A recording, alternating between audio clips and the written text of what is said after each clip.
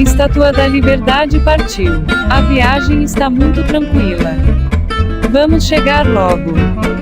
E não era essa a Estátua da Liberdade. É outra. Vamos tentar de novo. Estátua da Liberdade partiu. Parece que agora estamos indo na direção certa. Chegamos. Agora sim, vamos começar. Bom dia, pessoal. Hoje temos um convidado aqui, o Rafael Bianchini Paiva. Bom dia, Rafael. Bom dia, Rocha. Bom dia, Luciana. Bom dia, Eustáquio. Bom dia a todo mundo. Olha aqui, nós estamos aqui, né? Sempre discutimos com o Rocha aqui, Rafael. O Rocha é um cara muito influente hoje na República Brasileira, né? O que ele buzina no ouvido de determinadas figuras ouvem, né? E ele é um militante contrário à autonomia do Banco Central. É inacreditável. É inacreditável. Então eu disse, poxa, a Luciana estava dizendo, não, o Alberto não consegue ganhar a briga, chamou um amigo mais forte para brigar com ele. Rafael, fala um pouquinho aí, provoca o Rocha. O Rocha é um velho comunista, todo comunista foi treinado para não aceitar provocações, mas quem sabe ele acaba caindo aí na sua provocação. Bom dia, Rafael. Bom dia. Obrigado pelo convite. Ô Rafael, fala um pouquinho desse negócio de autonomia do Banco Central, quando começou, por que começou, enfim. Vamos conversar um pouco sobre esse tema, que é um tema interessante. Perfeito. Bom, olha, antes de tudo, Rafael, te apresentar aqui, pessoal, você tem graduação em Economia, mestrado e doutorado em Direito, professor da GV, e você trabalha no Banco Central também, é funcionário do Banco Central. Isso, em julho eu vou fazer 14 anos de casa. Aqui eu não estou representando o órgão, eu estou falando em meu nome, né? Mas, enfim, nesse caso, minha posição tem uma grande aderência com a posição institucional do Banco Central. Mas vamos lá. Quando começa a ter essa discussão? Primeiro que os bancos centrais foram criados como órgãos privados, né? Os primórdios foram privados. Os mais tardios, como o nosso, já nasceram públicos, mas, em geral, os mais antigos são privados. E não se discutia autonomia na origem dos bancos centrais, porque o mandato dos bancos centrais era a fixação de paridade com ouro, depois com dólar, enfim. O mandato deles era toda a política econômica, em geral, os bancos centrais fazem política monetária e cambial, o foco delas era manter uma paridade. Então, não tinha essa discussão, porque o mandato já estava dado. Quando que a discussão começa a ganhar força? Nos anos 70, quando a gente tem o fim da paridade dólar-ouro, e as principais moedas do mundo começaram a flutuar entre si. Quando a gente fala marco alemão, as moedas europeias, o dólar e o ien começaram a flutuar. E aí se entra na questão, bom, se não é manter essa paridade, qual é o mandato desse Banco Central? Então, durante muito tempo, nos anos 70, foi uma década nos países centrais de alta inflação, e ao longo do tempo se entendeu que, bom, o mandato, aí depende muito do tipo de país, né? Mas, por exemplo, a gente fala que as principais moedas flutuam, mas boa parte das moedas hoje em dia são moedas que os bancos centrais mantêm alguma paridade. Então, o mandato deles continua sendo defender essa paridade. Em geral, isso faz todo sentido para país muito pequenininho ou economia muito dependente de outra, né? Na América Latina, por exemplo, a gente tem lá o Equador, que é uma economia dolarizada, o Banco Central é um departamento o equivalente ao Ministério da Economia. Não tem, como a moeda não tem moeda própria, não tem muito sentido. El Salvador, Porto Rico, todos eles não têm moeda, adotam dólar e tudo mais, não tem grandes coisas. Panamá nem Banco Central tem. Por quê? Porque é dolarizado. No fundo, a grande questão que nasce a autonomia quando os bancos centrais começam a adotar regime de metas de inflação. Então, câmbio flutuante, meta de inflação. Isso nos países desenvolvidos veio já no começo dos anos 90 e no mundo subdesenvolvido, pega no Brasil, aconteceu a partir de 99 da gente ter o regime de metas, mas sem autonomia de Banco Central. E a grande questão bom, a política econômica em geral, ela tende a seguir um calendário eleitoral, se a gente está numa democracia. Então, isso é nítido. A gente vê a política fiscal, por exemplo, é nítido que o último ano de governo é um ano de expansão, primeiro ano de governo é um ano de retração. Então, isso no Brasil é fato, também acontece em vários países, né? E, bom, se a política monetária também tende a seguir isso daí, isso gera uma série de inconsistências temporais. O primeiro ponto política monetária, ela não age imediatamente na economia. A gente lê, às vezes, até em imprensa especializada, é um pouco vergonha alheia o que o pessoal fala. Então, por exemplo, Uma decisão do Banco Central hoje, ela vai surtir efeito de 9 a 18 meses. Por quê? Porque a economia tem preço rígido, os agentes demoram para renegociar contrato, não é imediato. Ela vai agir por vários canais, né? Dos juros para a inflação, vai ter que influenciar o crédito, os detentores de riqueza, vai influenciar a taxa de câmbio, obviamente juros mais altos tende a apreciar o câmbio, tudo mais constante, e pelas expectativas, e esse canal é essencial. Quanto mais confiança naquela política econômica os agentes econômicos têm, e aí não vale só para a monetária, vale para todas, mais rápido é o efeito, mais efetivo, menor é o custo para a sociedade dessa política econômica. E o que a gente tem aqui no Brasil? A gente tem um regime de metas consolidado desde 1999, a gente está discutindo uma inflação agora que está na casa de 12%, mas esse regime de 99 a 2001 assegurou uma inflação de 6,5% ao ano, que para o padrão histórico brasileiro é baixo, embora, se a gente comparar o Brasil com países emergentes de boa performance, a nossa inflação é alta nesse período. Então, se a gente comparar com Chile, México, Colômbia, os emergentes asiáticos, a nossa inflação, 6,5% são altos, né? E a grande questão nesses países, se o Banco Central não tem autonomia, os agentes econômicos vão se questionar. Bom, ano de eleição, eu sei que há um incentivo para esse combate à inflação ser mais leniente. Por quê? A alta de juros vai desestimular a economia. Então, os agentes se incorporam nisso. Em ano eleitoral, a gente tem uma inflação que costuma ser... a expectativa de inflação é mais alta, e nisso, para combater a inflação, fica mais caro para essa sociedade. E o que isso significa? Se o Banco Central quiser combater inflação no ano eleitoral, ele vai ter que adotar a política de juros mais agressiva. E geram algumas interpretações que a gente tem ao longo... Se a gente olhar o histórico do regime de metas, por exemplo, a gente tem, em 2010 e 2014, o Banco Central vinha subindo juros, porque a expectativa de inflação estava saindo da meta, e ele parou nos 2 anos próximo do período eleitoral. E aí os agentes econômicos se questionam, ele parou porque tem eleição, ou ele parou porque tinha um objetivo maior, né? E às vezes a política é normal dos bancos centrais, sobe os juros, espera um pouco para ver como as variáveis se acomodam e depois toma uma decisão. Aí, bom, nesse caso as pessoas vão falar assim, mas era ano eleitoral, a vontade política daquela sociedade eventualmente era crescer mais, então faria sentido os bancos centrais adotarem uma política de juros mais baixos, então isso seria ótimo. Mais ou menos.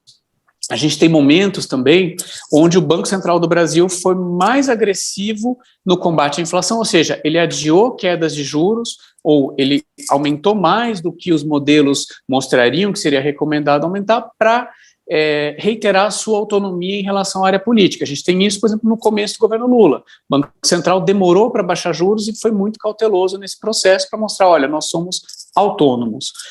E a gente teve esse processo também em 2016, né? O governo Temer recém-possado e tudo mais, o Banco Central demorou um pouco mais, foi até o pessoal do mercado criticava, a economia já vinha de 2 anos de recessão e o Banco Central demorou para baixar esses juros. Então, a gente tem essas situações onde ele fica mais realista que o rei para tentar reafirmar a sua autonomia, que formalmente só foi conquistada no começo do ano passado. E qual é a vantagem, de uma autonomia? No que os agentes econômicos sabem que existe calendário eleitoral, eles vão esperar que a inflação seja maior. Então, essa sociedade vai ter uma inflação mais alta e vai ter juros da dívida mais alto. É caro socialmente. Então, esse é um primeiro problema da autonomia. E se a gente comparar lugares que têm bancos centrais autônomos e não autônomos, os lugares que têm bancos centrais autônomos têm juros mais baixos, têm inflação mais baixa. Então, assim, a gente não precisa ir para país rico para comparar. A gente pode comparar com Colômbia, que é um país de renda per capita menor que o Brasil, que tem inflação consistentemente menor que o Brasil, tem taxa de juros consistentemente menor que o Brasil. Né? México, uma renda per capita um pouquinho mais alta, mesma coisa. O Chile, ele está bem melhor na América Latina em termos de renda per capita, né? Mas também inflação super baixa, taxa de juros muito baixa. Por quê? Os agentes econômicos desses países confiam que os bancos centrais vão seguir as estratégias. Uma crítica comum que se tem na autonomia de Banco Central é falar assim, mas espera aí, a gente está falando de democracia, e eu acho que a gente vai pressupor aqui que para todos nós a democracia é algo desejável, né? A população tem que, as decisões finais têm que ser dadas pela população, seja, enfim, pelos representantes indiretos, mas não é algo que uma burocracia iluminada vai escolher para a sociedade. Acho que isso é importante a gente definir. E aí a gente vê também, quando se discute a autonomia de Banco Central do Brasil, pensando no nosso modelo mais especificamente, vamos dizer, a gente está tendo eleição esse ano. Caso o presidente eleito no ano que vem, ele tem uma presidente do Banco Central e diretores com mandato. Ele não pode simplesmente demitir do jeito que ele quiser e trocar, como aconteceu, por exemplo, se a gente olhar o nosso período democrático, né? Fernando Henrique Cardoso, Amínio Fraga, Lula, Henrique Meirelles, Dilma, Tombini, Temer, Ilan, né? Bolsonaro, Roberto Campos Neto. Ou seja, a gente trocou mandato, trocou o presidente do Banco Central. Isso já não poderia acontecer a partir do ano que vem. Então você fala, mas o presidente da República, recém-eleito, população, digamos que, né, mude o presidente, como as pesquisas indicam, não vai poder trocar a meta de inflação, não vai poder colocar essa vontade política? Balela. Por quê? Quem define a meta não é o Banco Central. Quem define a meta, no caso brasileiro, é o Conselho Monetário Nacional. E ele tem 3 integrantes. Um deles é o presidente do Banco Central, 1 voto. 2 deles é o ministro da Economia e o secretário da Fazenda, que é subordinado ao ministro da Economia. Ou seja, o presidente da República, que vai indicar o ministro da Fazenda, tem 2 votos nesse conselho contra o Banco Central. A meta de inflação é definida como resolução do Conselho Monetário Nacional.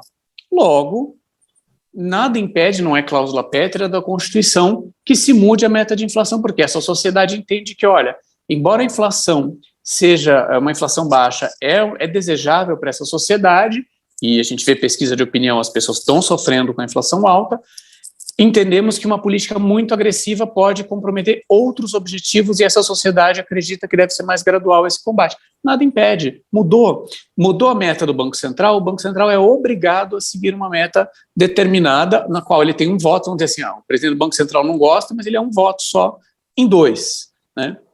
Então também tem essa questão, é um pouco errôneo achar que, enfim, a decisão sobre a meta, que é a decisão mais estratégica, continua não sendo tomada pelo Banco Central. E nada impediria também que, por lei, por medida provisória, se modificasse essa composição do Conselho Monetário, como foi feito em 1995, como foi feito em 2019, no começo do governo Bolsonaro.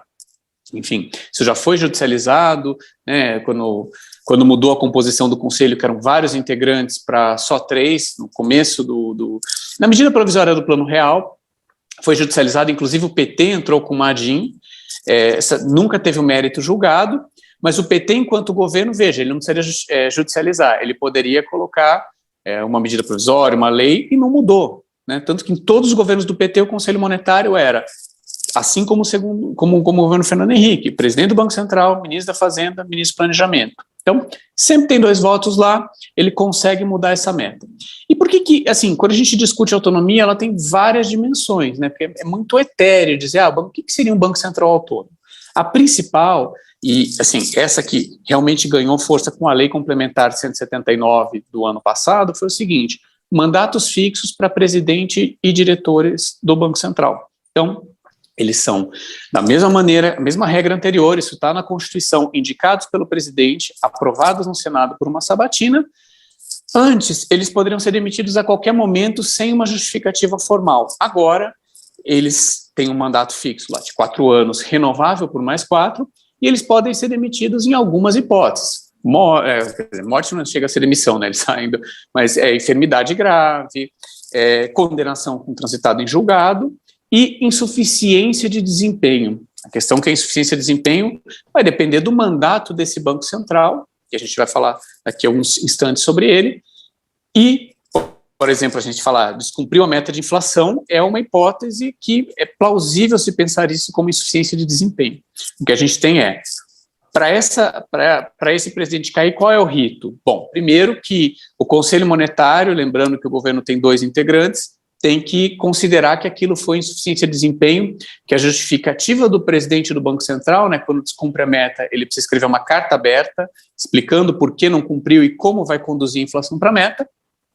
Se aquela justificativa não convenceu, manda para o presidente da República. O presidente da República vai concordar ou não. Se ele concordar, manda para o Senado, que é quem aprova presidente e diretores do Banco Central. E o Senado pode, por maioria, decidir que esse presidente do Banco Central, ou esses diretores, merecem sair por insuficiência de desempenho. É uma hipótese, por exemplo. É claro que é difícil você ter todas essas São várias linhas. É muito mais fácil mudar a meta de inflação no ano corrente, né? E, enfim, basta uma resolução do Conselho Monetário revogando o anterior. A gente tem outras dimensões da autonomia. Por exemplo, uma autonomia administrativa. No caso brasileiro, com exceção de diretores, todos os cargos abaixo de diretor, né, todas as funções comissionadas, né, todas as chefias, assessoramento, têm que ser ocupadas por integrantes da carreira de especialista do Banco Central, ou seja, pessoas concursadas. Então, esse é um primeiro, também uma dimensão importante. A gente não vai ter pessoas, né, aquela coisa de nomeação política, só diretor, e faz todo sentido que o diretor seja nomeado pelo presidente da República. Afinal, a burocracia tem que, ela tem que ser estável, mas as decisões estratégicas têm que ter uma conexão com a área política, né? Até teve uma época que o pessoal perguntou para mim se eu era a favor de uma lista tríplice. Eu falei, não, gente, isso daí tem que ser uma decisão discricionária do presidente da República e combinada com o Senado, óbvio, né? Então, tem essa dimensão. Tem uma outra dimensão também patrimonial. Então, o Banco Central do Brasil, por exemplo, aqui no Brasil ele é uma autarquia, né? Ele tem ganhos ou perdas, principalmente porque ele tem muita reserva, então tem ganhos e perdas bilionárias todo ano. Se o Banco Central tem ganho, ele transfere para o Tesouro. É análogo, por exemplo, ao que acontece com uma estatal que dá lucro e deposita dividendos para o Tesouro Nacional. E se o Banco Central tem perdas, né, como ele não é uma empresa, não é exatamente prejuízo, ele pode, de um lado, consumir as suas reservas patrimoniais, tem lá metade do patrimônio líquido do Banco Central a reserva, né, de valorização. E se chegar a comprometer o órgão, ele vai ter que o Tesouro vai ter que aportar recursos, aportar título público no Banco Central, para garantir que ele execute sua política. No caso brasileiro também, o Banco Central não pode emitir títulos. A lei de responsabilidade fiscal veta. Outros bancos centrais emitem títulos próprios. Então, ele depende de títulos do Tesouro para executar sua política monetária, né? O pessoal fala de operação compromissada, tudo mais. Nesse caso, se ele ficar sem título, ele vai ter uma dificuldade para fazer. Então, outra dimensão da autonomia, essa está numa Lei 13 de 820, se eu não me engano, que é o seguinte: se o Banco Central tiver poucos títulos para fazer, ou seja, se ele tiver menos de 4% da sua carteira de títulos livres, não comprometidas com operações de política monetária, o Tesouro deve fazer aporte de títulos para que ele faça a política monetária, ou seja, para que a decisão sobre política monetária fique no Banco Central e não fique no Tesouro, né? Também isso é importante. E outras autonomias... Perdão. Deixa eu só... Enfim, não, é a sua exposição, tá? Mas é só para colocar, porque nós temos aqui no nosso programa, vira e mexe, tem uma polêmica com o Rocha sempre bate nessa tecla do Banco Central, né? Pelo que você falou, né, o Banco Central autônomo não necessariamente favorece o interesse dos banqueiros, né, que é muito um argumento que aparece. Olha, quem quer Banco Central autônomo são os banqueiros. Pelo que eu entendi da sua argumentação, não. Quer dizer, olha, como um leigo, né, não sou funcionário do Banco Central, não sou estudioso disso, você dá aula disso, né, mas basta que você me diga, olha, o Banco Central do Chile, da Colômbia e do México tem autonomia, lá a inflação e juros são mais baixos. Porra, tem alguma coisa aí, né, que favorece a sociedade como um todo e não os banqueiros. Isso, aí a gente vai discutir os mandatos desses bancos centrais, né? Assim, então, o que acontece nesses bancos centrais? No fundo a sociedade sabe que pelos bancos centrais serem autônomos, política monetária leva tempo para fazer efeito, ou seja, a persistência é fundamental. É um banco central que ele é crível na sua comunicação e põe transparência nessa estratégia de combate à inflação, ele tende a ter mais sucesso. Então, esses bancos centrais, a sociedade confia mais, eles conseguem conduzir melhor as expectativas, né? Então fica mais barato para a sociedade. A gente tem uma discussão, né? A gente fala de qual vai ser o mandato desses bancos centrais, né? Então, a gente teve assim, antes da crise de 2008, era quase, o pessoal defendia muito mandato único, estabilidade de preços e nada mais, inflação baixa. Pós-crise de 2008, isso mudou. Se entende cada vez mais que os bancos centrais têm que ter um mandato mais flexível, com mais metas. Então, o padrão hoje é bem parecido com o brasileiro, que é o quê? Estabilidade de preços e alguns objetivos subsidiários. No caso brasileiro, quais são esses objetivos subsidiários? E eu posso não lembrar dos nomes exatos, mas está lá no parágrafo 1º da da Lei Complementar 179. Estabilidade do sistema financeiro, né, porque, veja, uma política monetária pode, muitas vezes, comprometer a estabilidade do sistema financeiro, e uma crise financeira costuma ter impacto em termos de emprego doloroso para a sociedade. Suavizar a flutuação do produto, e esse é bem importante, porque se a política monetária for inconsistente, o produto vai flutuar muito mais. O que eu quero dizer com isso? Uma política monetária que é leniente com a inflação, no momento que o Banco Central for tentar combater a inflação, vai custar muito mais caro, o ajuste vai doer muito mais para a sociedade. Então, se a gente tiver uma inflação baixa e estável, o Banco Central consegue, enfim, se ele já começa no começo da espiral inflacionária, quebrar a inércia, quebrar aquele processo inflacionário, fica muito mais barato para essa sociedade no longo prazo combater isso daí. E, no nosso caso, o pleno emprego, que também é um objetivo subsidiário desse Banco Central. E aí a gente entra numa questão. Existe toda uma questão econômica que, no curto prazo, né, a gente tem algum trade-off entre inflação e desemprego. Então, se a gente tiver um desemprego muito alto, ele tende a ser desinflacionário. Um desemprego muito baixo, ele tende a ser inflacionário. Então, os bancos centrais sabem disso e podem explorar. Agora, no longo prazo, isso não existe. Ou seja, em última instância, uma sociedade com inflação mais alta, ela não vai ter desemprego mais baixo. A gente teve o exemplo em última instância, chega na situação da Venezuela, que tem uma hiperinflação, né? Agora eles acabaram de sair da hiperinflação, mas continua muito alta a inflação lá, e sem nenhum ganho para o mercado de trabalho, né? A gente tem agora outras situações que a gente está vendo, por exemplo, Líbano, com uma inflação altíssima, de 3 dígitos anuais, e também não tem nenhum ganho para o mercado de trabalho, né? Então não traz esse ganho. No longo prazo, essa sociedade não vai ganhar nada com isso. Essa Rafael, história assim. Posso te perguntar uma coisa, Rafael? À vontade.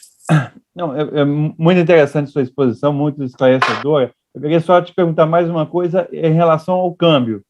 Como que o Banco Central controla ou regula o câmbio? No caso, aí depende muito do modelo de meta de inflação. Assim, eu diria que a gente tem modelos de flutuação suja e limpa. O nosso caso é o modelo de flutuação suja, onde o Banco Central intervém mais no câmbio.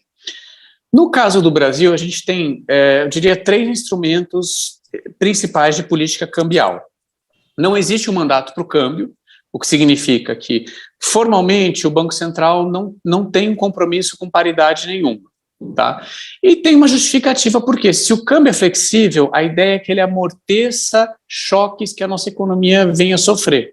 Isso é importante também. E mais do que isso, no longo prazo, o que a gente chama de câmbio efetivo, ou seja, descontando diferenciais de inflação do Brasil com seus parceiros comerciais, ele não é uma variável que a política econômica controla. Então, assim, não tem como manipular isso daí consistentemente. Então, no caso brasileiro, não é exatamente um compromisso com uma paridade, mas oficialmente o Banco Central se compromete a diminuir a volatilidade em momentos de estresse. Primeiro instrumento, e o mais trivial, é o quê? Compra e venda de dólar no mercado à vista. É o que a gente mais imagina.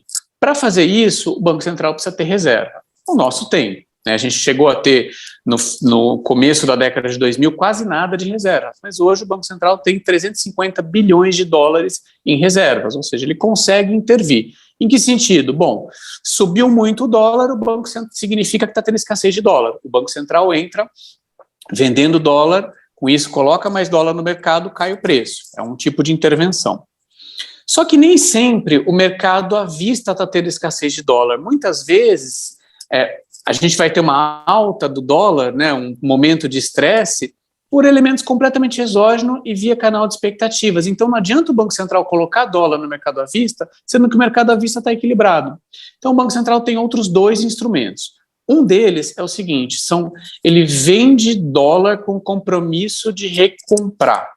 Ele usa os dólares que ele tem na reserva, tem lá os dealers dele, é tudo feito por leilão, então ele vende, no fundo olha, se você está preocupado que não vai ter dólar, o Banco Central coloca o dólar no mercado, fique tranquilo, você vai ter dólares, mas lá no futuro você me vende, eu confio tanto que a gente não vai ter escassez, no futuro você me vende esse dólar. Esse é usado para a sintonia fina do câmbio, é mais para, tem períodos, alguns meses que sazonalmente tende a faltar dólar no mercado, não costuma ser grande, é uma pequena parte das reservas. A última vez que eu vi estava bem pouquinho mesmo, na ordem de unidade de bilhão de dólares, então é pouquinho, mas é usado para cobrir essas sazonalidades. E outro instrumento que tem ficado muito famoso são os chamados swaps cambiais. Swap, a palavra em inglês, que significa troca. Nesse caso, é um contrato no qual o Banco Central paga para um agente privado a variação da cotação do dólar, certo? Definida com a variação entre quando e quando? Entre a data da emissão, é um contrato, e a data do vencimento do contrato. E ele recebe uma taxa de juros definida contratualmente num leilão. No fundo, é um leilão de quem dá mais para o Banco Central. Então, nesse caso, ele coloca esses swaps cambiais no mercado, oferece um leilão com determinados prazos de vencimento e tudo mais, e com isso, o contrato é liquidado pela diferença, ou seja, não tem, né, se por exemplo, a variação, o dólar subiu mais do que a taxa de juros, o Banco Central paga para o agente privado. Agora, se a taxa de juros do leilão foi maior do que a variação do dólar, o agente privado paga para o Banco Central. Hoje o estoque disso está em torno de 100 bilhões de dólares, né? E se a gente olhar assim, claro, vai gerar notícia quando o Banco Central tem perdas bilionárias, como teve em 2015, mas o pessoal se esquece que perdas bilionárias num período costumam corresponder a ganhos bilionários em outro. Em 2016 a gente teve ganhos bilionários com swap, o pessoal não falou. Se a gente olhar no longo prazo, a despesa com swaps tende a ser pequena, tá? Então, assim, ele vai ter fluxos muito grandes no curto prazo, mas os períodos onde tem perdas e ganhos, eles tendem a se compensar.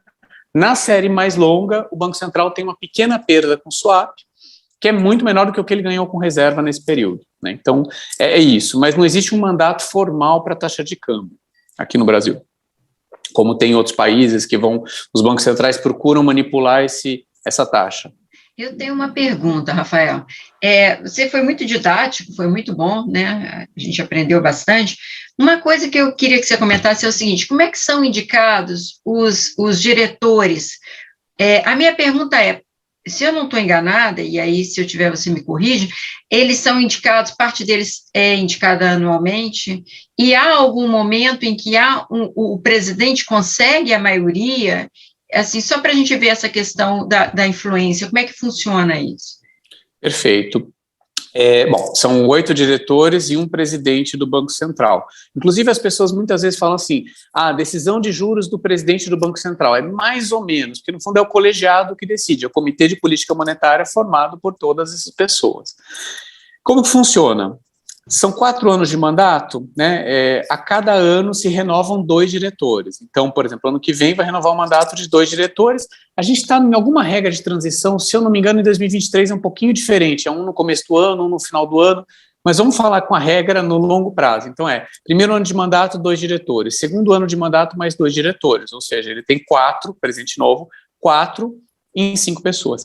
Terceiro ano de mandato, mais 2 diretores, eu, presidente do Banco Central. Ele adquire maioria lá no começo do terceiro ano de mandato. E no último ano de mandato, mais 2. Né? Você fala assim, mas presidente da República, então, ele só vai ter maioria no terceiro ano de mandato? Isso não é problemático, porque afinal a gente está falando de uma democracia, né? E ele vai assumir e não vai ter total ingerência. Eu diria assim, gente, não tanto. Por quê? Primeiro, política monetária defasada, ou seja, não adianta trocar hoje o diretor do Banco Central, a política monetária é de 9 a 18 meses atrás que ainda está fazendo efeito. Tá? Então, primeiro ponto que não vai adiantar nada. Segundo ponto eu quero que mude a estratégia, não é mudando o executor da política, é mudando a meta. No fundo não adianta a gente ficar fingindo, falar assim, vamos entrar, então vamos colocar outro diretor, mas continuar fingindo que a meta é mesmo. Os agentes econômicos entendem isso daí, né? Então, no fundo quer mudar? Não adianta mudar fingindo que vai combater a inflação, trocando diretor, nada. Troca a meta de inflação e sinaliza para essa sociedade o que você está querendo, por que você está trocando, por que você eventualmente está aumentando a meta no curto prazo, enfim. Isso também é um aspecto bem importante. E terceiro, as pessoas falam muito isso no Banco Central, mas elas se esquecem, por exemplo, que um presidente eleito, ele toma posse com um orçamento que foi feito pelo seu antecessor. A política fiscal também tem esse elemento de continuidade, né? A gente tem plano plurianual, por exemplo, que vai para 4 anos, ele começa no segundo ano de mandato, ele termina no primeiro ano de mandato de um presidente. Então, também, na política fiscal, também não é totalmente livre, tanto que no começo, o presidente da República, ele tem que, no primeiro ano de mandato, ele tem que pesar a mão, em geral, em despesas que podem ser contingenciáveis, porque ele não fez aquele orçamento, né? E, mas é possível fazer ajuste na parte tributária? Mas boa parte dos tributos também, né, se for imposto, a maioria deles está sujeita à anualidade. O presidente não consegue aumentar um tributo agora, ele precisa esperar só no ano que vem.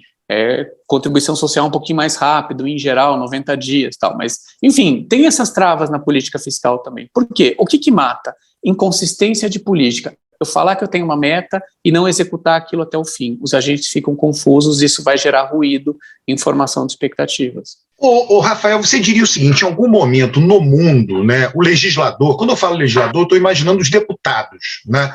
Os deputados olharam para o Banco Central e disseram, olha, é melhor para a nossa sociedade a gente dar autonomia. Né? Eu fico escandalizado, eu não sou especialista, tá, Rafael? Meu negócio é política, né, a grande política. Eu fico escandalizado quando eu penso que em 1997, foi somente em 1997 que o Bank of England passou a ter autonomia.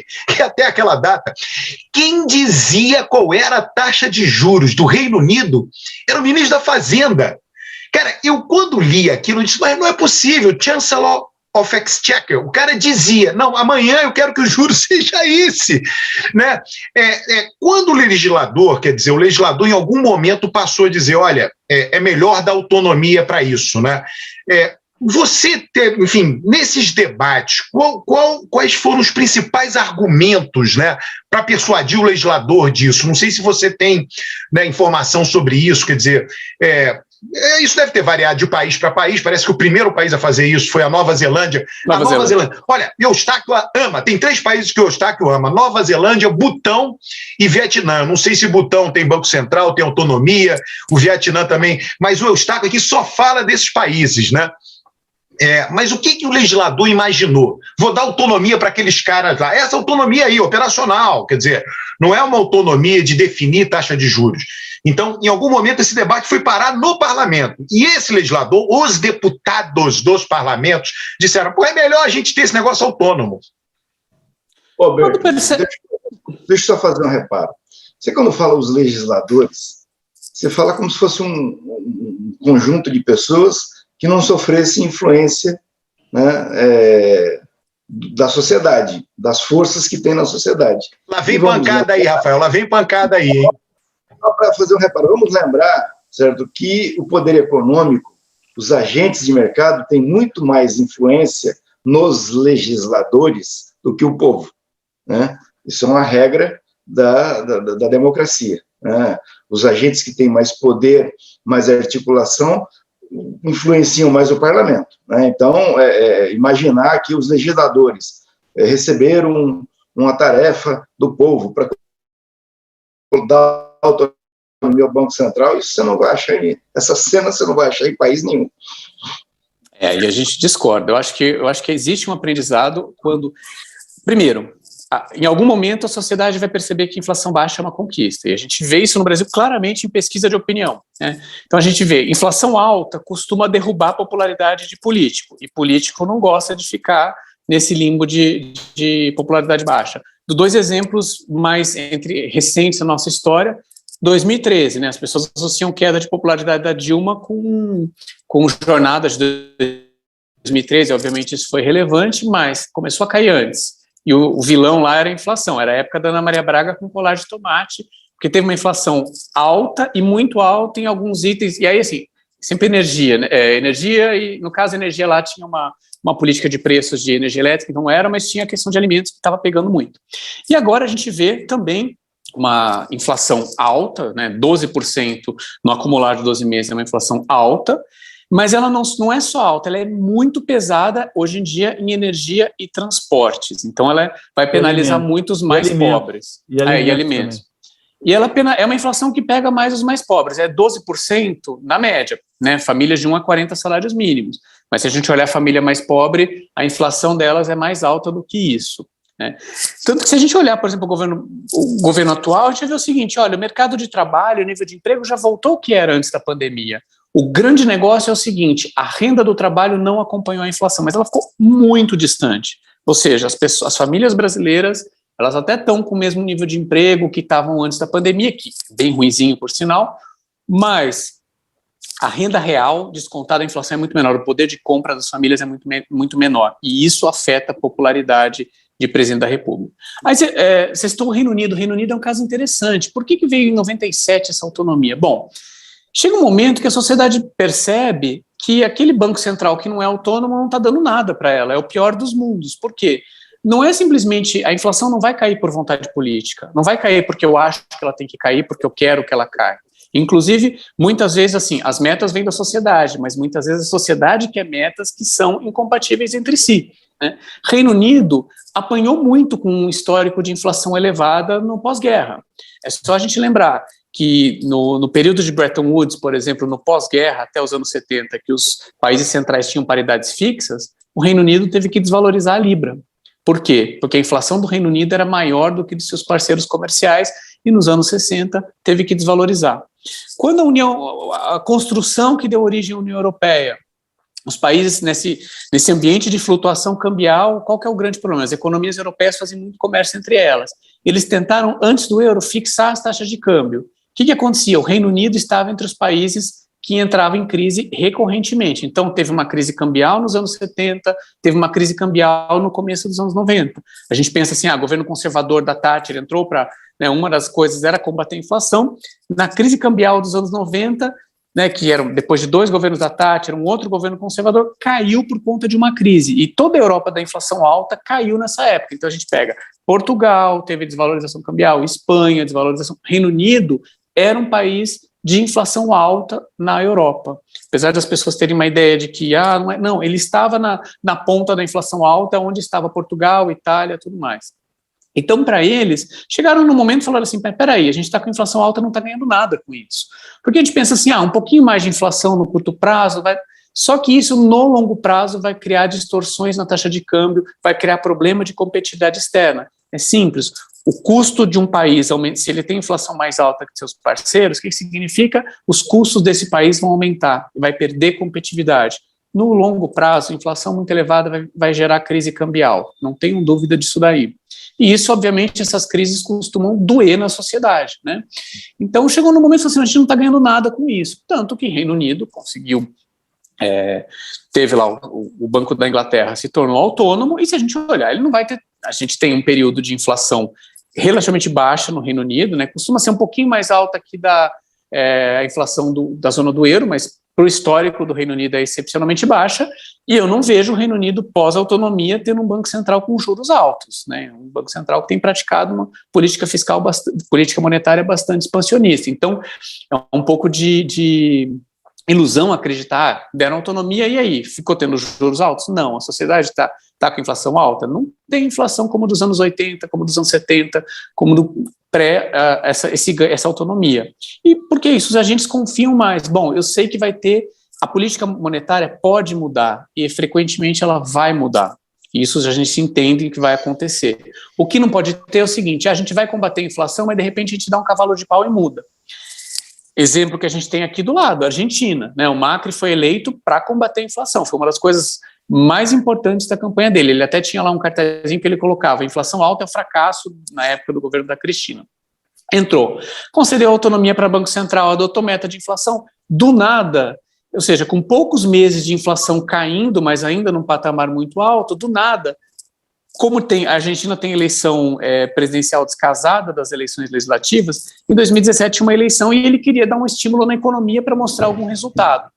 Baixou juros prematuramente, trocou o presidente do Banco Central, a autonomia virou água. O que aconteceu? No curto prazo ele conseguiu aquilo que ele queria, teve uma vitória. Meses depois, a Argentina estava com uma inflação muito mais alta, a economia entrando em recessão, ou seja, não teve nenhum ganho, né? E agora a gente está num país, a Argentina está com inflação de 58%, ou seja, não tem nenhum ganho para essa sociedade, inflação num nível muito perigoso, né? Isso gera uma série de distorções, E, enfim, o que ele conseguiu fazer com isso? A Argentina virou uma economia que vai crescer muito? Não. O que você está dizendo, Rafael, perdão, Eustáquio, é que o legislador, em algum momento, alguém persuadiu os legisladores, a maioria, tá, o Rocha, de que a autonomia do Banco Central gera menos inflação com menos juros. Foi isso, então, que aconteceu. É o seguinte, assim, a teoria, certo? A minha dificuldade é o seguinte: eu tenho muita dificuldade em transportar essas teorias, certo, desenvolvidas no hemisfério norte para o hemisfério sul. Mas isso não é teoria, são dados reais da Colômbia, Chile, México e Argentina, não tem teoria aí. É teoria. Seguinte, nós não temos dificuldade nenhuma em mexer com autonomia no Brasil. Nenhuma, certo? As universidades brasileiras têm autonomia didática, científica, pedagógica e financeira há muito tempo. Mas são um horror, pouco dinâmicas, não tem relação com o mundo produtivo, um horror, não tem controle. A polícia no Brasil tem autonomia, ela pega os negros e ferra com os negros. Vamos chamar o Renato Janine Ribeiro para falar de universidade aqui. Não, aqui, ó, teoria. Não, a teoria. Tinha uma teoria que as universidades têm que ter autonomia. Aí traz a teoria para o Brasil e dá autonomia para as universidades. Durante décadas, o pau comeu no Brasil com governadores, sobretudo nos estados, com dificuldade com as universidades. Que se o cara tem autonomia didática, científica, pedagógica, financeira e administrativa, ele vai, né, cuidar do salário do povo que está lá, certo? Então, durante muito tempo, foi muito difícil a gente, na sociedade brasileira, se adequar a esses processos. Agora mesmo, no governo Bolsonaro, voltou o problema, porque ele não queria aceitar a eleição dos reitores, queria ele nomear os reitores, certo? Desconhecendo as eleições, teve que se curvar, né, e acabou indicando os reitores de acordo com a legislação. Então, assim, essa questão da autonomia de entes da administração pública não é novo, né? Temos as agências agora que gozam de boa autonomia, né, com mandatos dos seus diretores, né? Em relação ao Banco Central, eu não tenho problema, eu quero deixar claro o seguinte: eu sou a favor da autarquia como ela é, certo? E vou mais longe, certo? Eu acho que eu faria, se eu pudesse, o que nós temos no Ministério Público, né? Os diretores do Banco Central vão ser servidores do quadro do Banco Central sempre, certo? Escolhidos pelo presidente da República, sei lá, num processo de... Eu não colocaria jamais gente de fora. Eu entendo o raciocínio que ele fez da discricionariedade do presidente, só que é o seguinte: no Brasil, o cara pega um diretor do Bradesco e coloca lá no Banco Central, né? Tira alguém do mercado financeiro e mete no Banco Central. Certo? Eu acho isso aí nefasto. Tá? Então, eu acho o seguinte: vai ter mandato? Então, mandato para quem está lá no Banco Central. Gente que estudou, que fez concurso, que entrou lá... Ô, Eustáquio, o nosso velho comunista cedeu um pouco hoje. Olha, porra, nota 10. Já aceitou autonomia. Agora ele tem que aceitar gente de fora. E já foi um avanço, Rocha. Não. Autonomia é diferente. O que eu estou dizendo é o seguinte: essa autonomia que vocês defendem é para agradar quem? A frase foi dita várias vezes: agentes do mercado. Certo? Você não faz nós somos agentes do mercado. Nós somos agentes do mercado. Nós somos! Não pode sociedade. O debate. Tá bom. Não vamos qualificar o debate fingindo que não é. Nós somos agentes do mercado. Não podemos... Não, porque assim, senão fica aquela coisa assim, nós somos agentes do mercado, consumidores são agentes, famílias são agentes do mercado, empresas também são agentes do mercado. A gente até pode convir que há uma assimetria. Eu não tenho o mesmo poder do presidente do Itaú, mas eu também sou. É imensa assimetria, né? Quer dizer, eu sou do povo, eu tenho interesse na autonomia... Ô, Rocha, mas espera aí. Sem demagogia, Rocha. Espera aí. Não vamos ser...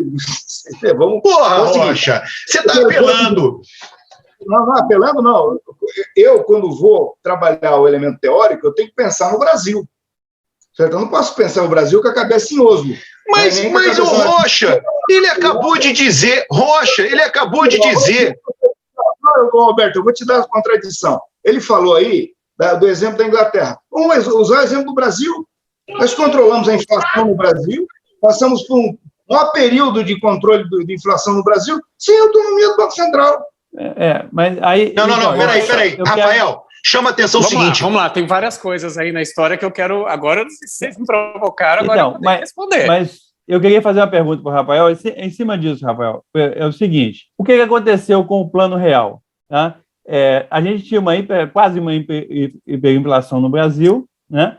E o Plano Real conseguiu jogar essa inflação lá para baixo, que é uma coisa que toda a sociedade desejava, é bom para todo mundo.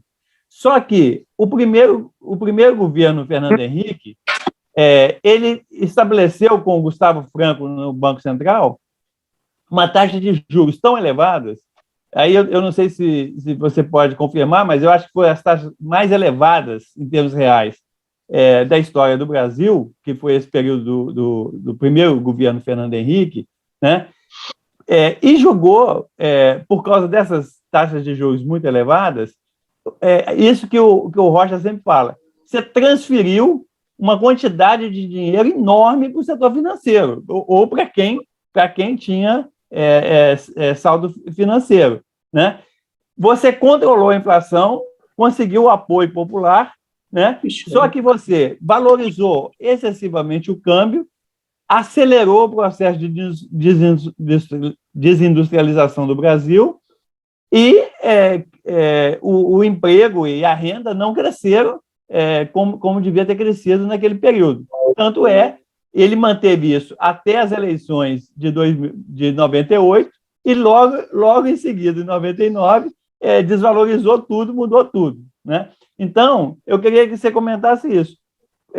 Esse período não foi um período de grande transferência de renda para os setores, vamos dizer, superavitários da economia brasileira e que acabou usando, né, a inflação baixa para implementar uma política que foi muito nefasta, que eu estou falando isso que, inclusive, o André Lara Rezende... Ô, Eustáquio, veja só, isso que você perguntou, ele vai responder, e eu vou dizer mais. O governo Lula poderia ter controlado a inflação com um Banco Central autônomo com juros mais baixos? Eu acho que assim, são perguntas semelhantes, tá? Cada um de um período. Você está fazendo no período Fernando Henrique, eu estou fazendo no período Lula. E junta com o que o Rocha falou. O Rocha está dizendo aí, a inflação no Brasil foi controlada. Mas a que custo? Tá, eu gostaria de dizer, assim, só para contextualizar e o Rafael entender, sei lá, se não compreendeu ainda o meu raciocínio é o seguinte, tá? A democracia brasileira tem 30 anos, né? Nós estamos no maior período de democracia da história do Brasil. Então, a gente tem que experimentar as coisas. Eu não sou contra experimentar, né? Certo? A ressalva que eu faço é o seguinte, aqui no Brasil, certo? Na prática, a teoria é putaria, né? E, como regra. A gente vai experimentar a autonomia do Banco Central, vamos ver como é que vai ser o Lula, né? Eu não vejo problema nenhum, acho que ele vai assumir, se ganhar a eleição e vai conviver bem com o presidente do Banco Central, né? E vamos ver como é que vai ser isso, certo? De fato, é tudo uma questão de você ter ganho ou não para a sociedade. Se a autonomia do Banco Central não trouxer ganho para a sociedade, ela vai acabar, não tenho dúvida disso. Então, a questão está posto, nós não podemos fazer mais nada, né? E vamos ver o que vai acontecer. Eu gostei da analogia do Ministério Público, porque é o seguinte, eu considero o maior desastre do Constituinte de 88 foi a criação do Ministério Público. A gente está falando de um órgão, primeiro, ele usa autonomia para se autoaprovar benefícios. Pessoal, a gente choca muito o que tem de benefício do judiciário, mas o Ministério Público é muito pior. Então, em primeiro lugar, no fundo, é uma burocracia corporativa com um grau de liberdade enorme. A gente, além dessa questão de autoaprovar benefício, as pessoas vão lembrar dos abusos da Lava Jato e tudo mais, mas vai muito além. O Ministério Público é um dos grandes responsáveis pelo encarceramento em massa da população brasileira, né? A gente tem lá garantias penais básicas, constitucionais, são atropeladas dia a dia. A gente tem uma população carcerária gigantesca para a nossa população e uma boa parte nem teve julgamento. Ministério Público é corresponsável por isso. Então, no fundo, assim, para mim vocês estão um exemplo de que eu considero um desastre de autonomia institucional. É algo que foi um experimento da Constituição de 88.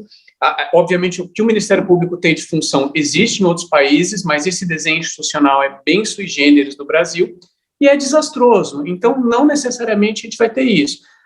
Então, assim, você fala, mas diretoria de Banco Central ser ocupada por burocrata de carreira, ela pode ser ocupada, ela não deve ser ocupada. Veja, são 9 cargos no Banco Central, acho que hoje está com 3.500 funcionários, tal, mas são só 9 cargos. É temerário. Aliás, a gente teve, né, no governo Dilma, a gente teve um presidente do Banco Central que era integrante da carreira. Hoje, a gente tem diretores que são integrantes da carreira, né? Em geral, vai ser assim, o presidente e os diretores de política econômica e monetária raramente são da carreira, né, mas os outros, alguns diretores, se for administração, mais próximo e tal. Então, essa história assim, de deixar a burocracia tomar conta, lembre-se, a função objetivo da burocracia não é a inflação baixa. A burocracia também, assim como o banco quer lucrar, a burocracia também quer ter seus benefícios. E eu falo isso de peito aberto, eu sou integrante da burocracia, minha categoria está em greve, enfim, tem toda uma discussão, mas é ilusão achar que essa burocracia vai perseguir interesse público. Todo desenho institucional vai ter um problema de alguém que tem um objetivo que não é exatamente interesse público. Mas a ilusão a gente não deve ter de achar que gente do mercado financeiro sai para o Banco Central para... E outra coisa que a gente tem também que levar em consideração é, o Banco Central precisa ser arejado. Eu me descobri burocrata no Banco Central, né, tive emprego no Tribunal de Contas, que eu também gostei, mas é o seguinte, a gente é bom de fazer estudo, de seguir meta exogenamente determinada, mas a gente não está arejado com experiência de mercado, e eu acho que isso é importante para a instituição trazer. Não acho que esse desenho é problemático, não. Acho que isso é ok, digamos assim, né? E nada impede, novamente, de o presidente da República nomear servidores como teve na época da Dilma. Se não me engano, na época da Dilma eram só diretores, que não, 2 diretores. Oi? Rafael, se o presidente da República foi eleito pela maioria da população, qual que é o problema dele indicar o presidente do Banco Central de 2 em 2 anos? Ele avalia de onde que melhor tirar. 2 em 2 anos? Entra na questão da continuidade da política. A política vai ficar de stop and go.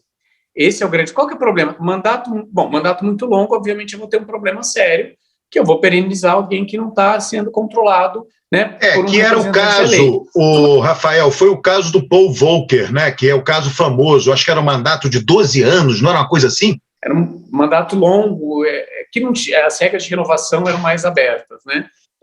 Enfim, então assim, um mandato muito longo vai criar um problema que eu posso eventualmente ter um presidente que nunca nomeou um presidente do Banco Central. Por outro lado, mandato muito curto, é ilusão achar que vai funcionar, porque política monetária leva tempo para fazer efeito. Então, parece bonitinho na teoria, mas aí quando eu coloco lá, eu vou ter uma descontinuidade, e política econômica não pode ser descontínua. Né? Uma coisa é a política econômica mudou de orientação porque mudaram as condições, perfeito, acho que isso o mercado entende. Agora, uma política econômica que vai numa direção e depois dá um cavalo de pau, vai ser mal interpretado. A gente tem um exemplo aqui no Brasil, em 2011, Dilma, recém-eleita, ultra popular, começou o governo fazendo um ajuste fiscal e monetário. Né? O Banco Central tinha parado de subir juros em 2010 e foi subindo juros. Economia, todo mundo, assim, adoraria crescer 7,5% como 2010, mas não cabe na realidade da sociedade brasileira. 7,5% aqui vai estourar a inflação, vai estourar déficit externo, infelizmente não podemos. O que aconteceu? Acho que até julho, agosto, subiu a Selic, o mercado estava entendendo a sinalização, se discutia o quanto tinha que subir, enfim, a inflação parecia sair da meta. No Copom seguinte, o Banco Central baixou os juros, alegando que já tinha subido. Gente, esse cavalo de pau, até o mercado entender, gera problema em expectativa. E quanto mais dispersas as expectativas, não adianta a gente achar que dá para dar uma enganadinha. Uma vez se engana, muitas vezes não vai se enganar. E a gente, agora, por exemplo, a gente tem, você falou assim, a teoria, né, a teoria tem que ver como que é aqui. A gente teve um período de inflação baixa, como eu falei para vocês, 6,5% durante 99 a 2021, certo? Em média. Então, a gente teve anos de inflação muito elevada, a gente teve lá 2002, 2015, 2021 com inflação muito elevada. Mas se a gente olhar nesse mesmo período, bancos centrais que eram autônomos, que adotavam um regime de meta de inflação, eles tinham inflação menor que a gente. Então, se a gente olhar para a Colômbia, tá? Veja, a Colômbia também está sujeita a choque externo, também é uma economia emergente, tem uma renda per capita mais baixa que a do Brasil e tinha inflação mais baixa, tá? México tinha inflação mais baixa. Então, nesse mesmo período, a gente tem o contrafactual aqui na América Latina, que, claro, não dá para comparar com um país rico, né? A gente sabe que, infelizmente, a gente está sujeito a choques muito maiores, mas aqui na América Latina tem um contrafactual. Quem não tinha Banco Central autônomo nessa época teve inflação mais alta. É claro que a nossa inflação não está no pior da América Latina, mas a gente está longe de estar na parte boa da América Latina, né? Então, também é um pouco de ilusão achar que dá para enganar e tudo mais. Então, a gente teve uma inflação mais alta durante o governo Lula. E casa com aquilo que eu tinha falado no começo, e olha que loucura, em vários períodos do governo Lula, a gente vai encontrar Banco Central reafirmando sua autonomia. Então, em 2013, Lula recém-impossado, inflação era um problema, estava em 2 dígitos, Banco Central subiu os juros e demorou mais para descer os juros. Ou seja, essa sociedade teve que lidar com juros mais altos, por mais tempo e com uma efetividade menor. Em 2006... olha só, Rafael, deixa eu só chamar a atenção para o Rocha. O que você está dizendo, tá?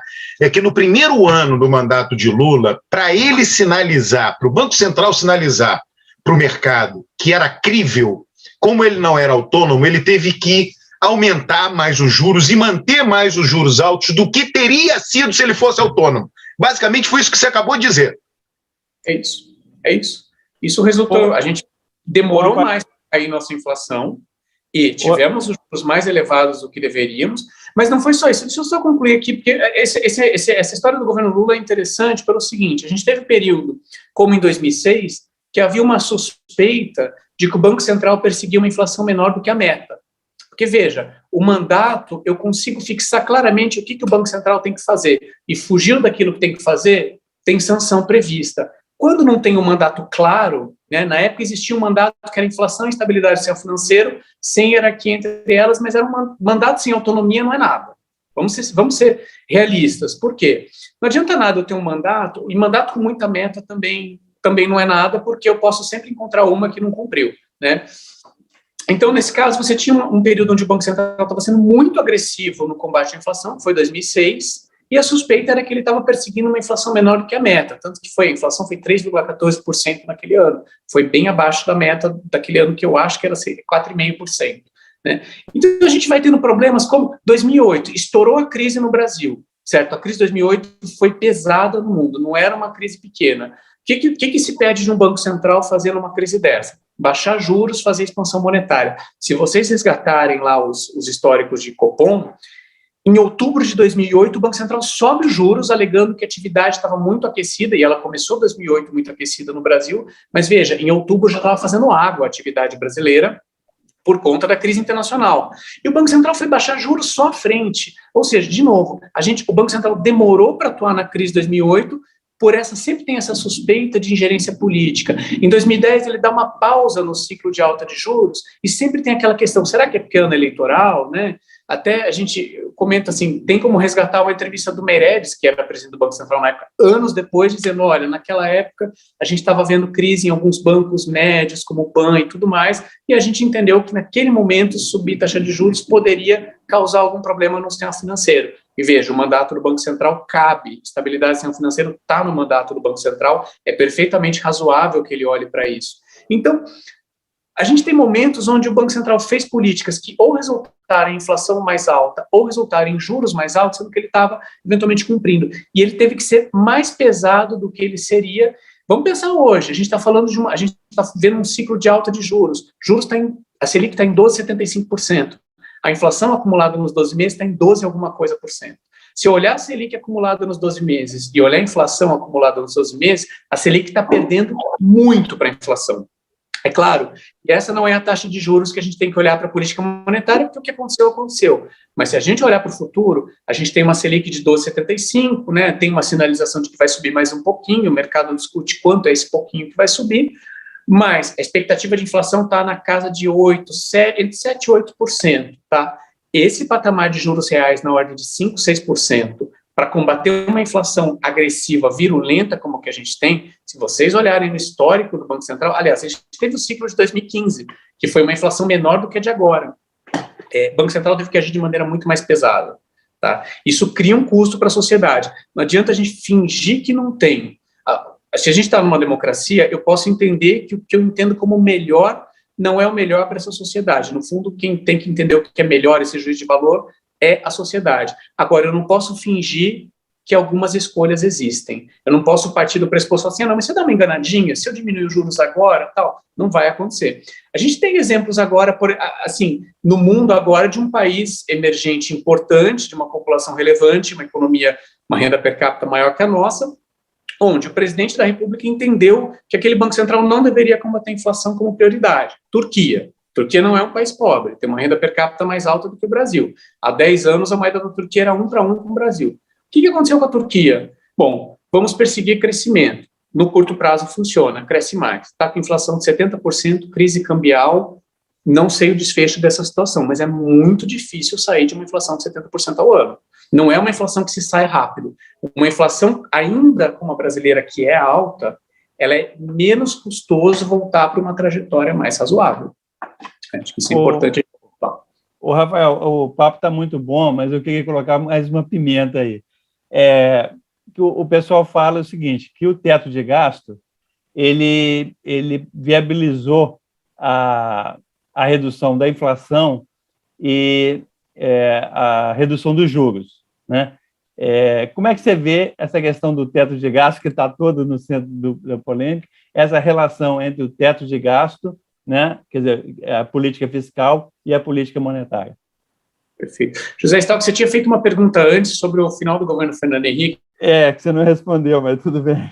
Eu perguntei sobre o Gustavo Franco, a política do Gustavo Franco no primeiro governo Fernando Henrique. Travou ele. Você vê que aquele período é tão pesado que até trava. Uma das coisas que o Rafael chama atenção, acho que não vai dar tempo para a gente discutir aqui, é que tem duas coisas que podiam avançar muito ainda no nosso Banco Central. A prestação de contas para o Senado, ela é pequena. Outros bancos centrais no mundo inteiro têm uma prestação de contas mais dura, uma transparência maior.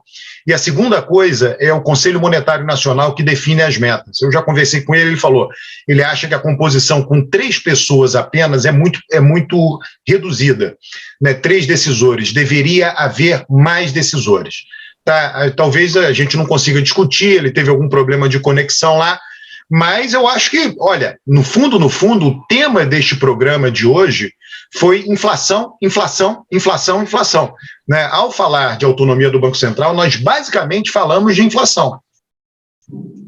Eu achei bastante interessante, assim, na verdade, quando ele falava, foi bem esclarecedor, e para mim, assim, reforçou a minha atitude favorável à questão da autonomia, dentro de uma ideia de que existem, na verdade, as instituições, né, e as instituições, fica claro essa questão dos ciclos econômicos, dos estímulos, e as instituições, a gente não pode depender do limite dos próprios políticos para que possa ter essa estabilidade, mais estabilidade política e planejamento a longo prazo. Estabilidade econômica. Então, eu achei assim, para mim fica claro que essa autonomia, ela vem, em última instância, trazer um limite, né, para esses impulsos políticos e particularmente eleitorais, dos ciclos eleitorais que a gente sabe que existe. E aí a gente tem, na verdade, assim, uma instituição limitando, a criação de uma regra, de uma limitação para evitar esse tipo de impulso. E, de acordo com ele, a questão que mais é importante são as metas que são colocadas a partir dessa composição que o Alberto falou, que é do conselho, né, dos 3 que, em última instância, e que o presidente tem a indicação de 2, ou seja, um ator político, pode ser um ator político, mas é um ator político em que 2/3 se faz presente pelo presidente da República. Então, assim, é uma compensação, mas não é uma anulação do poder do presidente da República. Eu queria discordar do Rocha quando o Rocha diz que é teoria. Não é teoria, é uma coisa empírica real, é só resultado. É aquela coisa de teoria, né? O Deng Xiaoping dizia o seguinte, o Deng Xiaoping não se reunia com quem fosse discutir teoria com ele. Você tem um problema e tem que resolver, tem um problema e tem que resolver, tem um problema, inflação, tem que resolver, o que você faz? cria vários instrumentos. Um deles é a autonomia do Banco Central. Né? E, pelo que eu estou entendendo... Desculpa, mas você não pode discutir coisa prática sem ter uma teoria. Não, eu estou dizendo, você está entendendo, Eustáquio? A gente chegar lá e ficar, eu sou ortodoxo, eu sou heterodoxo, é isso, entendeu? Eu não sou nada, eu sei o seguinte, o que causa o quê? Né? Você entendeu o que eu estou querendo dizer, o que causa o quê? Né? Nós temos inflação alta, o que a gente pode tomar? Ou nós temos imprevisibilidade, todo mundo tem que ter uma vida mais previsível, a economia tem que ser mais previsível. O eleitorado está demandando isso. O que faz com que a gente tenha uma vida mais previsível? A gente toma várias medidas. Uma delas, só uma, é dar autonomia operacional ao Banco Central. Não é autonomia de decidir a meta daquela sociedade, mas dar autonomia. Foi isso que eu entendi. Né? E isso funciona. Os dados, não tem teoria nenhuma, os dados mostram que isso funciona. E funciona nos países da América do Sul. Tá? Não funciona no norte desenvolvido, funciona nos países da América do Sul. Alberto, é o seguinte... É teoria. Isso aí não foi criado, não brotou no jardim de alguém. Né? Tem uma teoria que foi desenvolvida para... Pessoal, a gente tem que caminhar para o final. Interessantíssimo esse programa. A gente já deu o checkmate no Rocha. Eu já vi que o Rocha sofreu o checkmate, porque ele já admite a autonomia do Banco Central. Agora ele quer que os diretores sejam do banco. Já avançou. Não, eu nunca neguei a autonomia. Eu nego essa autonomia que estão criando aí, do modo com que o Brasil é uma sociedade autoritária. Certo? O teto de gastos foi uma medida autoritária, né, criada da maneira mais autoritária que você imaginar, a partir do impeachment de uma presidente. O presidente que assume trai todos os compromissos que ele assumiu quando ele foi eleito. Vamos lembrar que o Temer foi eleito com a Dilma, prometendo mais Bolsa Família, mais Minha Casa Minha Vida, mais inclusão social, e vem com um teto de gastos, né, no qual ninguém votou. Já estouramos o nosso horário de programa, em turma. Ninguém votou. Isso é um estupro da democracia que todo mundo aceita. Bacana, legal. Por quê? Porque a sociedade brasileira é uma sociedade autoritária. Você não está aqui pedindo voto, Rocha. Isso aqui não é um programa eleitoral, Rocha. Não, o Rafael estava respondendo lá. Vamos deixar o Rafael responder. Só para terminar. Prometo que não falo mais. Só para terminar. Não, eu não falo mais, só vou pedir voto no final. Aí é o seguinte, vem a história da autonomia do Banco Central, outra medida autoritária. Isso foi discutido aonde, com quem que votou nisso, entendeu? Qual o seu número? Qual o seu número? Eu vou votar em você, Rocha. O jeito que foi introduzida a autonomia do Banco Central, certo? Ela pode acabar amanhã, porque isso é uma coisa autoritária, entendeu? E superficial, foi introduzida aí, vamos ver o que vai dar. Certo? Já que está, que fique. Vamos ver o que vai dar. Pronto. Entendeu? Vamos discordar que esse debate de autonomia é antigo. Eu acho muito curioso quando as pessoas falam isso assim, que nem reforma da Previdência. O debate é, mas ele não foi discutido na urna. Nós temos que ter... O Brasil, a sociedade brasileira é autoritária por quê? Porque ela não usa mecanismos de deliberação da sociedade. Certo? O que foi aprovado na urna, o que a urna decidiu foi: eu quero inflação baixa e juro baixo. Foi o que a urna decidiu. Agora, como você vai fazer isso? É problema seu, resolve lá, é uma coisa técnica. A autonomia do Banco Central. E poder de compra, né? O poder de compra do brasileiro, isso que importa, o mecanismo que vai ser e a estabilidade do poder de compra do brasileiro, é isso que tem que ser, em última instância, garantido. Mas alguns comunistas que já têm o poder de compra assegurado não veem o sofrimento do povo. Essa é a minha, entendeu? Essa é a minha tese. Alberto, vamos deixar o Rafael falar. Inflação e ciclo político no Brasil estão muito correlacionados, não dá para a gente negar. Né? Vamos lembrar que a gente teve, por exemplo, um golpe militar, uma das razões era a inflação estourando mais de 100% ao ano. E os militares caíram quando a inflação foi para 3 dígitos ao ano. Né? Mesma coisa Sarney. Sarney entrou na graça do povo, elegeu todos os governadores com um plano cruzado que inicialmente parecia que ia ter sucesso.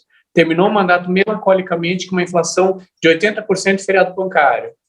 Collor, no começo, conseguiu baixar a inflação, conseguiu ter alguma popularidade, não controlou, caiu. Fernando Henrique eleito por conta do Plano Real, não dá para negar. Reeleito por um voto de confiança, e aí eu vou comentar sobre essa política de 98, né? Lula, é ilusão a gente achar que foram políticas inclusivas, mas uma boa parte da inclusão é porque a gente teve inflação baixa. Vamos lembrar, falei para vocês, o mercado de trabalho voltou, Por que a gente vê fila do osso? Por que a gente está vendo esse monte de coisa deplorável? Inflação comendo o poder de compra da população mais pobre. As pessoas não conseguem comprar alimento que está caro, né? Dilma, o impeachment não é coincidência que um dos elementos do impeachment foi a inflação de 2 dígitos. Né? Então, assim, ela é relevante. Se a gente olhar a popularidade do Bolsonaro hoje, ela está tensionada por um dos elementos é a inflação alta. Então, também, mesmo pensando em democracia, a sociedade brasileira hoje, ela demanda uma inflação mais baixa. E o representante eleito que não der conta disso, ele vai ter problema. Não adianta a gente achar que é um fator secundário. A sociedade vê isso como... Você está dando um argumento de que a democracia brasileira funciona. Assim, eu acho que a maior revolução que nós tivemos no Brasil nessa nossa geração foi o Plano Real, que reduziu a inflação e foi um puta ganho salarial para a sociedade brasileira toda. Certo? A importância de manter a inflação baixa é vital, e a sociedade está aí. Você está dizendo, toda vez que o presidente brinca com a inflação, ele cai. É isso. Mas o Plano Real controlou a inflação, mas elevou a dívida. Pô, pessoal, vamos acabar isso aqui. Rafael, você conclui o programa. Vai respondendo o Eustáquio, a gente conclui o programa. Vamos lá.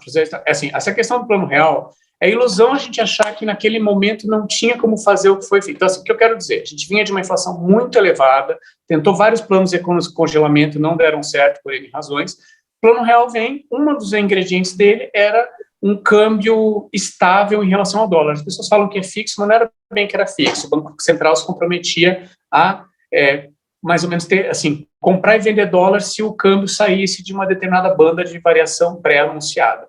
Isso fez com que a nossa inflação saísse daquele patamar absurdo, né? 93 foi o nosso maior inflação anual da história, para 1 dígito ao ano, já no final dos anos 90.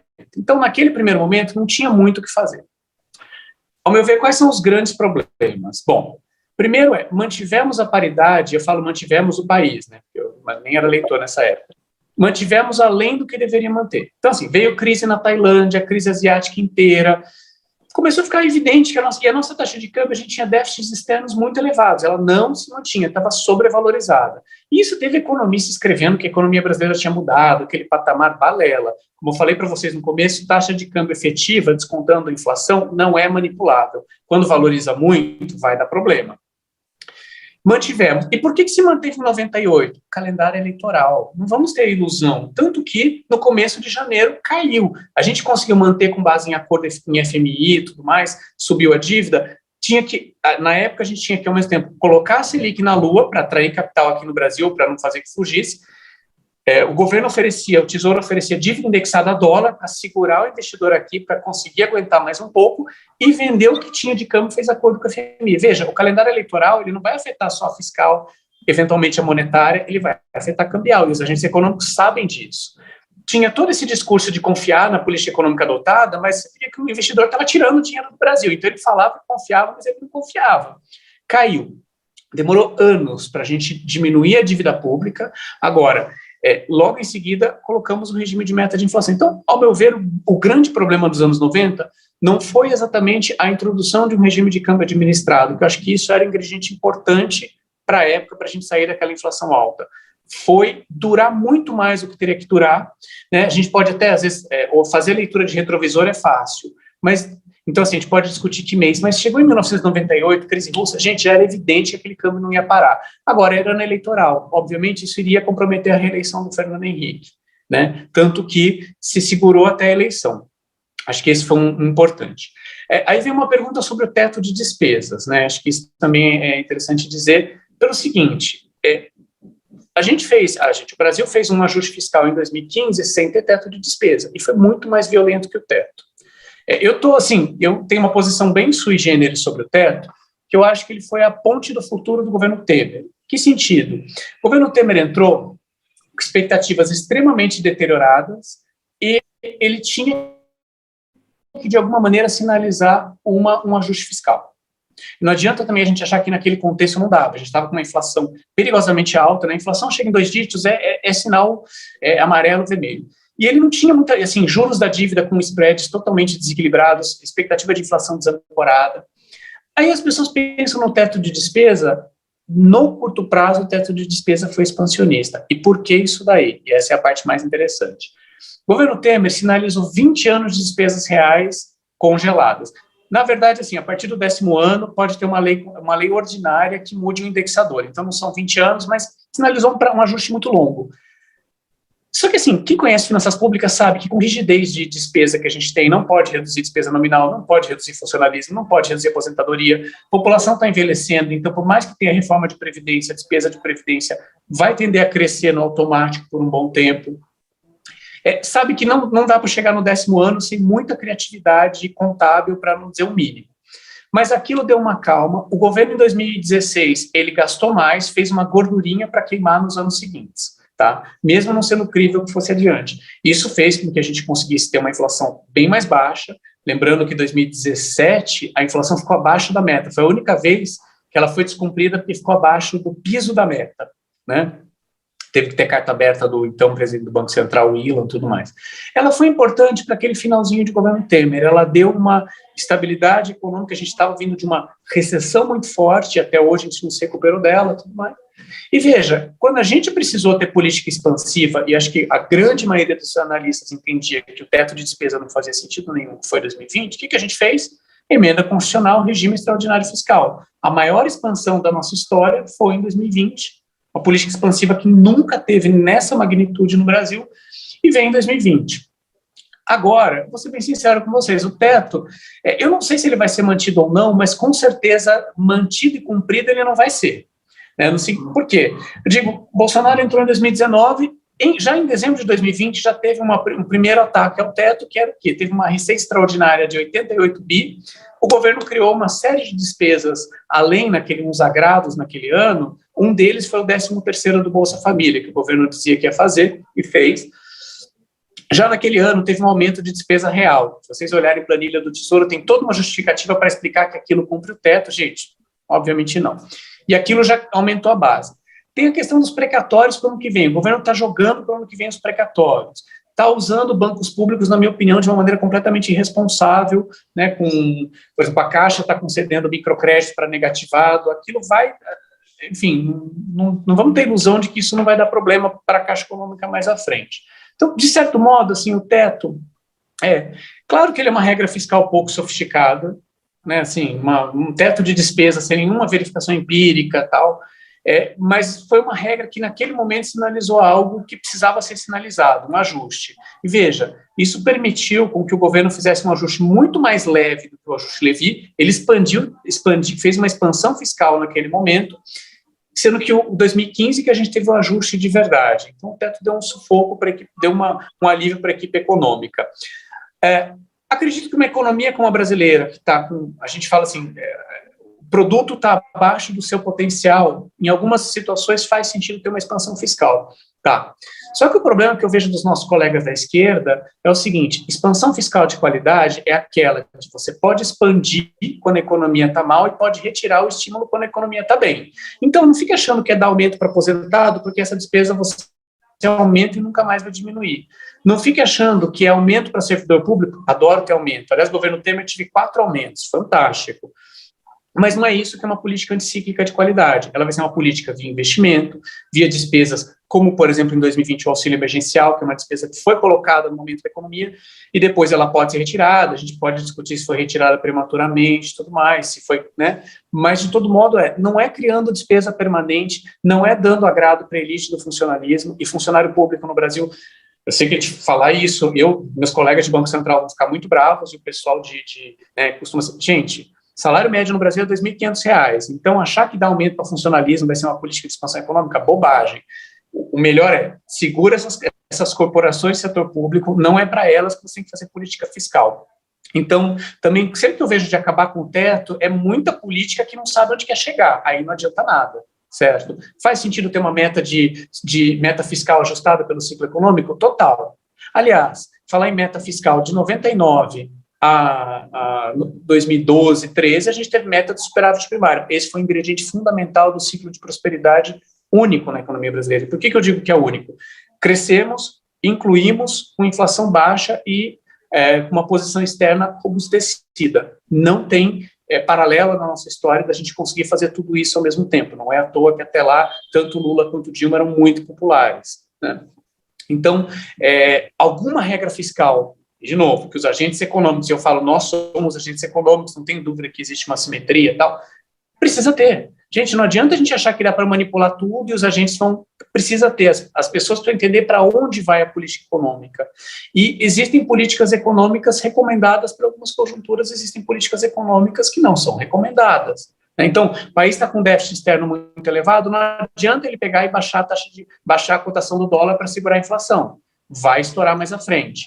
Aliás, a gente tinha falado de Fernando Henrique, só para finalizar. Primeiro, Fernando Henrique teve uma política fiscal completamente inconsequente, totalmente incompatível com um país cuja política econômica tinha uma meta clara de taxa de câmbio, certo? Então, o governo, essas metas de superávit primário surgiram porque a gente estava numa situação muito ruim e o FMI, só o FMI emprestou para a gente, ele que cobrava, né? Mas no primeiro Fernando Henrique, veja, a gente em 94 saiu de um superávit primário gigantesco, chegou em 98 com eu não lembro se era equilíbrio, déficit primário, mas se o país quer ter uma taxa de câmbio estável, como a gente queria ter nos anos 90, um ingrediente fundamental é uma política fiscal mais, não vou nem dizer responsável, mas mais restritiva. Não tivemos. Gente, não tem como, não vai manter. Tanto não tem como manter que chegou em 99, se seguramos até onde deu. No começo até teve um presidente do Banco Central, né, Francisco Lopes, criou lá a banda diagonal esnógica, que era tentar controlar. No momento que tem a crise, você não vai controlar a crise, vai ser no desespero, o último que sair apaga a luz. Então, até tentar evitar esses momentos de política muito irresponsável, porque o ajuste dói na sociedade. Ficamos lá os 4 anos do governo Fernando Henrique com inflação alta, com desemprego alto, né? Não é à toa que ele terminou com popularidade na lona. Vamos lembrar que em 2002 o Lula era da mudança, mas o Serra também falava que ia mudar. Ele era o candidato do Fernando Henrique e propunha mudança. Porque a sociedade brasileira, naquele momento, entendeu que aquilo não estava funcionando para ela.